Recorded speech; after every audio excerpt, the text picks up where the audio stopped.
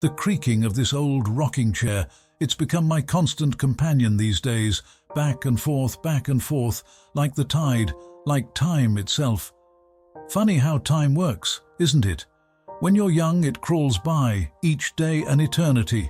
But now it slips through my fingers like sand, no matter how tightly I try to hold on. I remember when this house was full of life, the pitter-patter of little feet, the laughter of children, the hustle and bustle of a growing family. Now it's just me and the dust motes dancing in the sunbeams. Silence has become my bedfellow, my confidant, my tormentor. Oh, Margaret, my sweet Margaret, how I miss you. It's been, 5 years now? Or is it 6?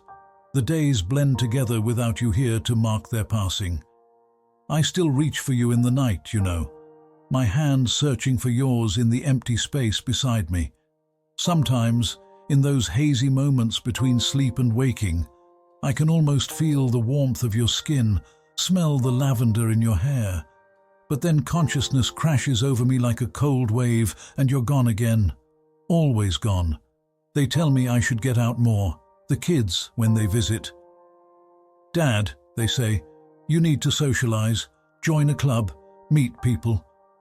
As if it were that simple. As if I could just replace 70 years of memories of shared jokes and private smiles with bingo nights and coffee mornings. They mean well, I know they do, but they don't understand. How could they? They're still in the thick of it, still racing against the clock, still believing they have all the time in the world. I watch them sometimes, from this very chair, out there in the street, people rushing by, always in such a hurry, to work, to school, to wherever it is they think they need to be. I want to call out to them, to tell them to slow down, to savor every moment. But would they listen? Would I have listened back when I was their age? Probably not. That's the cruel irony of wisdom, isn't it? By the time you've gained it, it's too late to use it. This house, it holds so many memories. Every room, every nook and cranny tells a story. There, by the fireplace, that's where little Susie took her first steps. And over there, that dent in the wall. That's from the Christmas Tommy got a little too excited with his new baseball bat. Margaret was furious, but I couldn't stop laughing. We painted over it eventually, but I always knew it was there, our own secret reminder of happier times.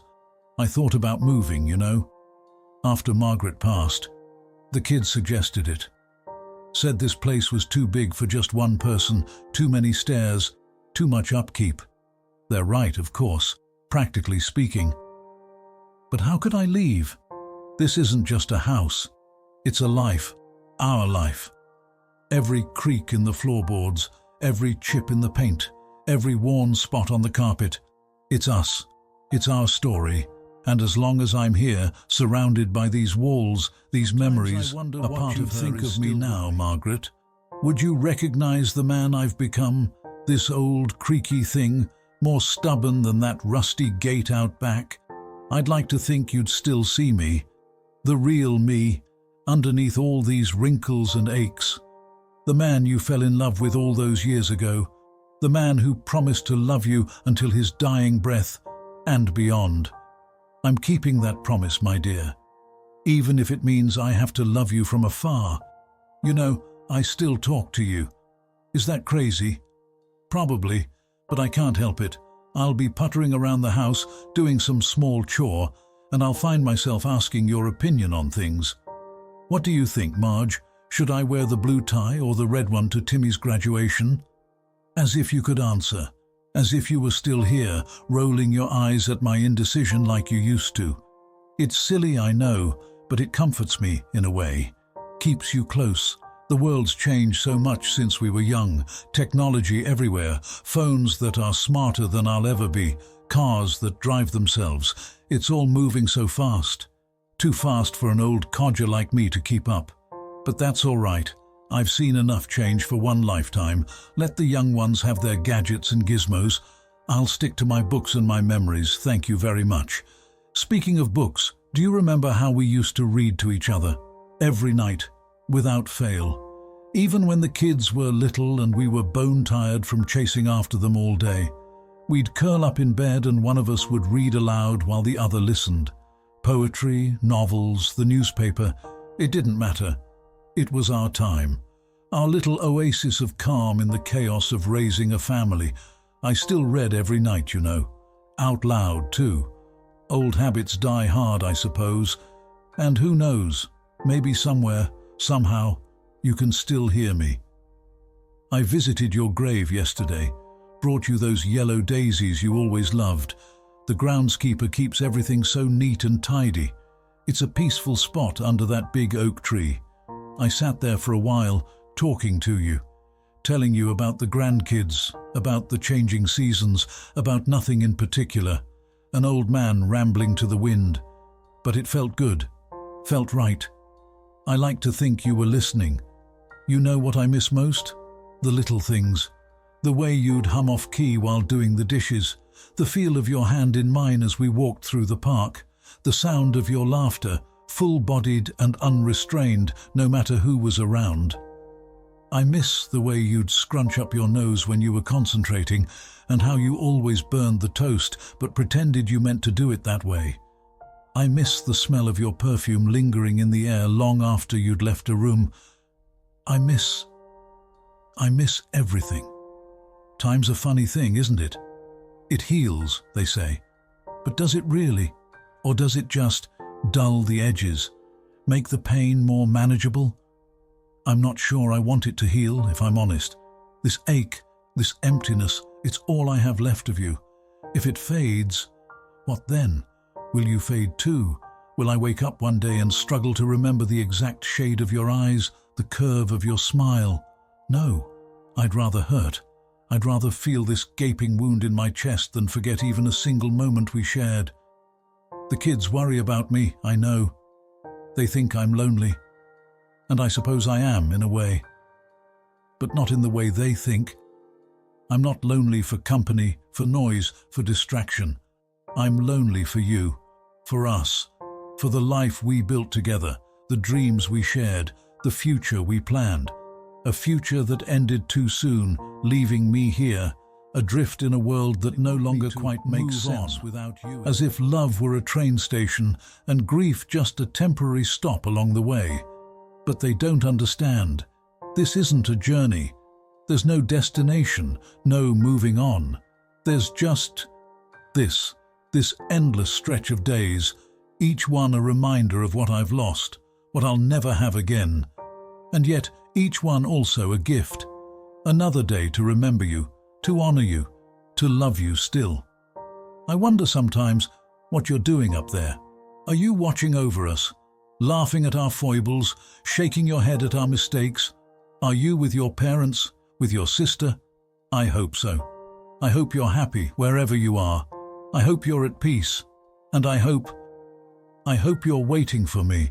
Because one day, Margaret, one day not too far from now, I think, I'll be joining you. And oh, what a reunion that will be. But not yet, not quite yet. There's still work to be done here. Grandchildren to spoil, stories to tell, memories to preserve. I'm the keeper of our history now, you see. The last living testament to the life we built together. It's a responsibility I take seriously.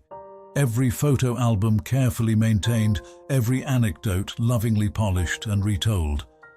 Because as long as I remember, as long as I keep you alive in my heart and in my words, you're not really gone. Not completely. You know, I had a dream about you last night. We were young again, dancing in that little dive bar where we first met. You were wearing that red dress, the one that always made my heart skip a beat. And we were laughing, spinning, lost in our own little world. It was so real, so vivid. I could feel the warmth of your skin, smell your perfume, hear the music pulsing around us. For a few precious moments we were together again. Young, in love, with our whole lives ahead of us. I woke up with tears on my cheeks and your name on my lips. These dreams, they're a blessing and a curse.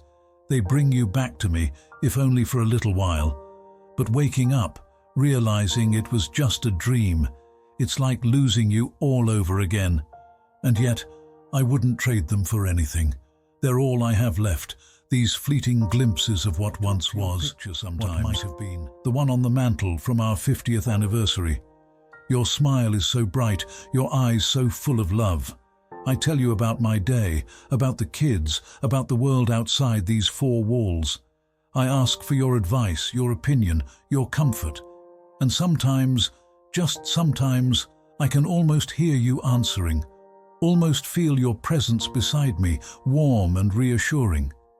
It's in those moments that I feel closest to you, closest to whole. You know what? I think I'll go for a walk. The doctor says it's good for me, keeps the old ticker pumping. And who knows? Maybe I'll see something that reminds me of you. A flash of red like your favorite lipstick, or a flower that smells like your perfume. The world is full of little reminders of you if I just take the time to look, and each one is a gift, a tiny spark of joy in this twilight of one day at a time. I'll live for both of us now. I'll watch our grandchildren grow, see our children thrive.